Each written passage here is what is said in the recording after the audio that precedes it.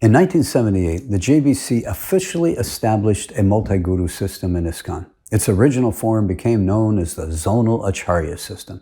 For years, the JBC fiddled with many of the details, some of which were, should Prabhupada's murti and photos be removed from the temples and replaced with ones of the new gurus?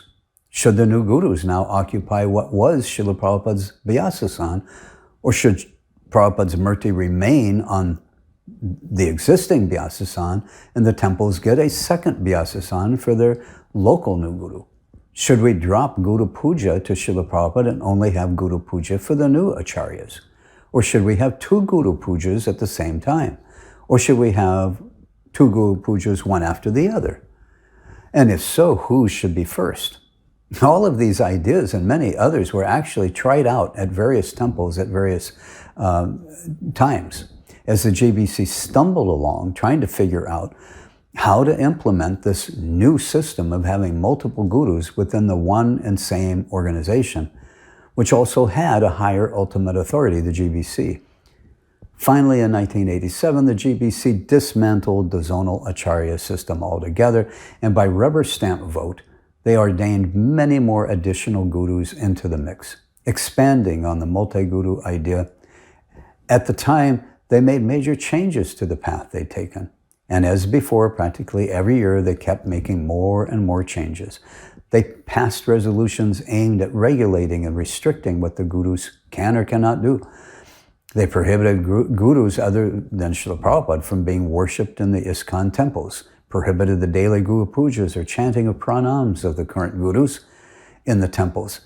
They ruled that none of the gurus, new gurus, should accept pada titles like Acharya Pod, Bhakti Pod, Vishnu Pod, Tripod, Lunar Landing Pod, P-Pod, or whatever other pod they might come up with. The JBC also regulated how Guru Dakshin was to be used or spent, etc., etc.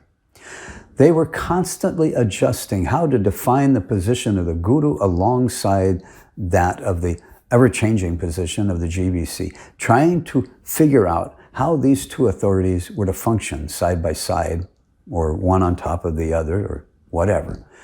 The whole matter has been an ever-changing issue that the JBC, to this day, they just can't get it nailed down and keep making more and more changes to their guru system.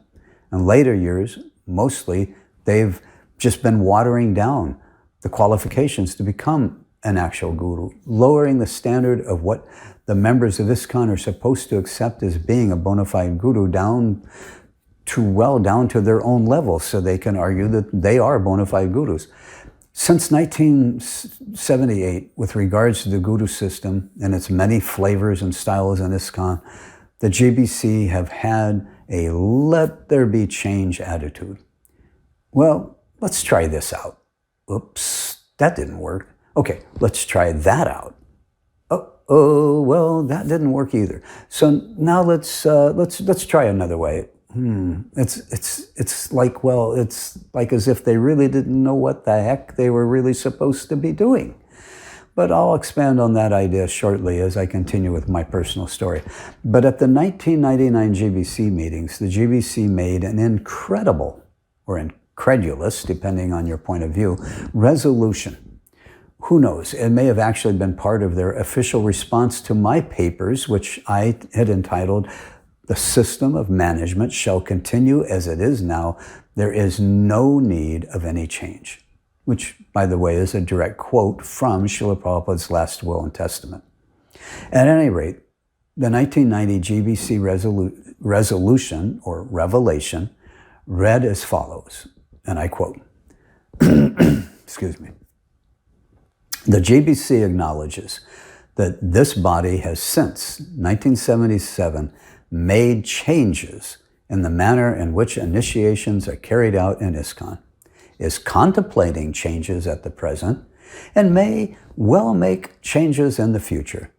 However, the JBC body maintains that these changes concern practical adjustments according to time, place, and object, undertaken in the application of absolute unchanging principle." End of quote. Wow. Srila Prabhupada was known to have said something very similar to the following a number of times. This is a quote from a letter to Bhaktidas Prabhu. Quote, "Don't change from this to that. That is your American disease. This is very serious, that you always want to change everything."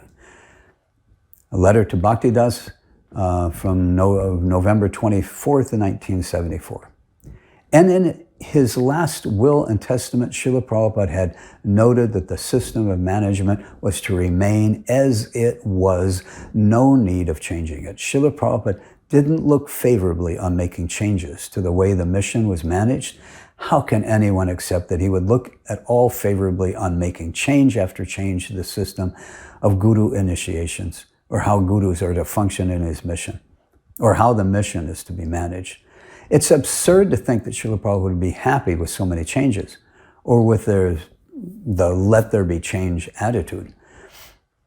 In light of what Srila Prabhupada warned about making changes, the statement by the GBC is, as I said, incredible or incredulous, depending upon your point of view.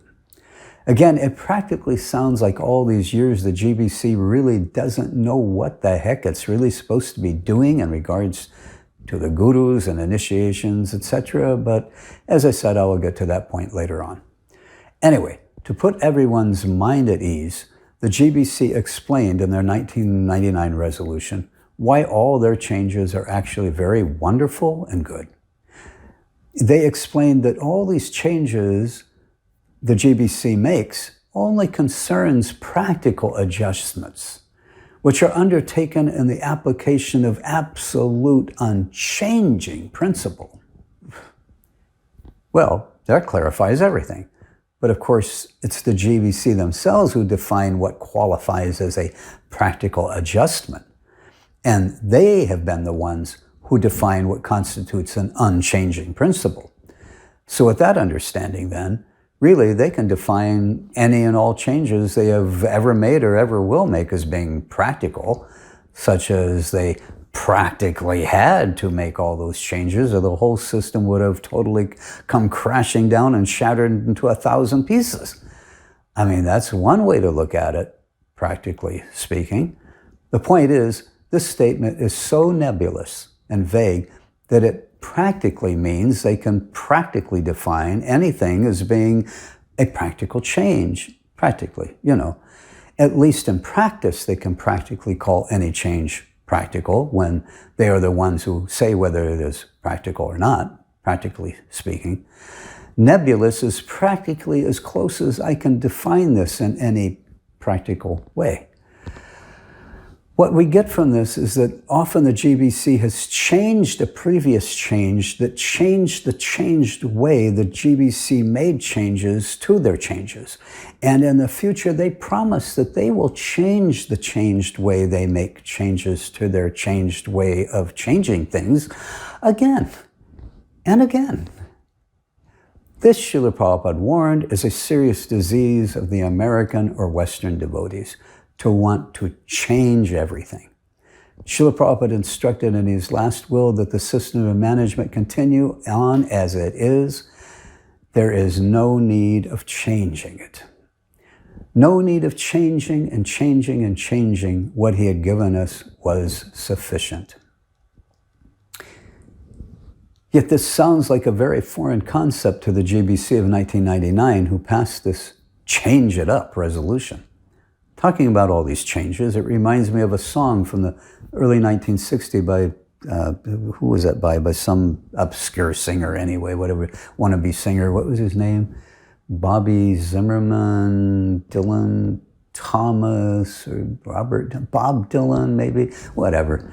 I don't think he ever amounted to much. But anyway, what was that song? Let's see, it was, it's time for the GBC to be changing, or something like that. How did the song go? What were the lyrics? Oh, yeah.